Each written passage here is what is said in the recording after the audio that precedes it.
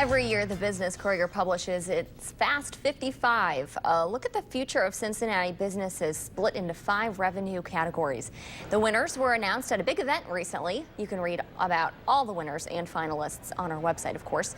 In this morning's Business Insight, we are joined by one of the finalists. Kenny McNutt is the founder of Mad Tree Brewery. At Mad Tree, Kenny is known as the man with a financial plan. He's with Business Courier publisher Jamie Smith in the studio. Kenny, Jamie. Thanks for being here today. Sure, thanks for having me. So first off, congratulations for the honor of Fast 55. Not only were you one of the 55, you won your category, which was the $5 million to $10 million in revenue category. Now, first question I have for you, when I do any kind of search on you, I see all these titles. There's founder, there's brewmaster, there's CEO. Oh, there's one, the bearded brew? The bearded baron. Yeah, talk a little bit about what your job actually is.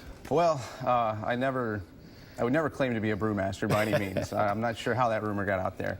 My current role, as it's kind of progressed over the last 3.5 years, is I kind of take the administrative side. I'm the financial head of finance, HR, legal. I also still kind of have my hands in the tap room pretty heavily. But otherwise, more that administrative side of things. Okay. Now, obviously, growth is why you got the honor. Growth is also why you guys are building a new facility. Talk a little bit about the facility. Yeah, in 3.5 years, you know, we planned in our second year to, well, in our fifth year to be about 10,000 barrels of total production. Barrels, 31 gallons of beer. Fortunately, in year 2, we did about 11,000 barrels, so we beat our 5-year plan in the second year.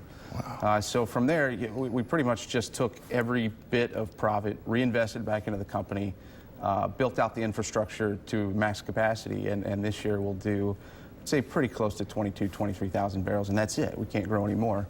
Cincinnati's a very, very thirsty market.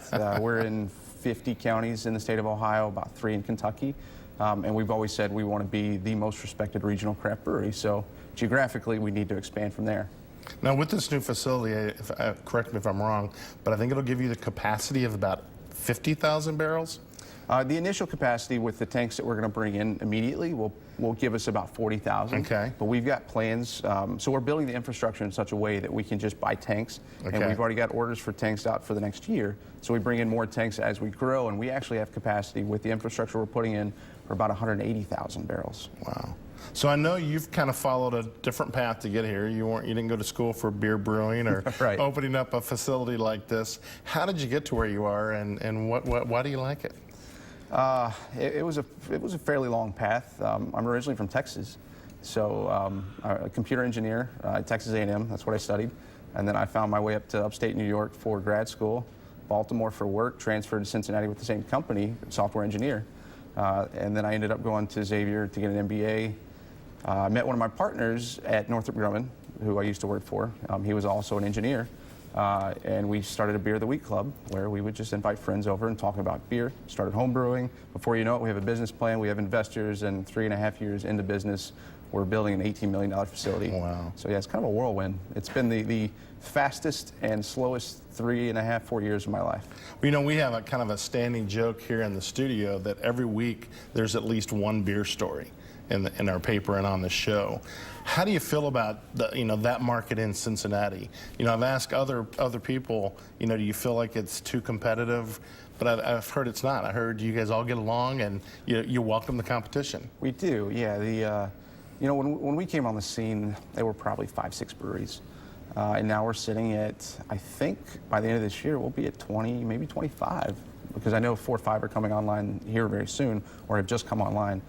So we don't see each other really as competition. It's friendly competition, and yes, I think we end up encouraging the next brewery to do better, and they encourage us to do better. So the consumer wins in the end. But we're very friendly. We help each other. We'll get phone calls. Hey, do you have these hops? I can't get them. Sure, absolutely. We'll help you out.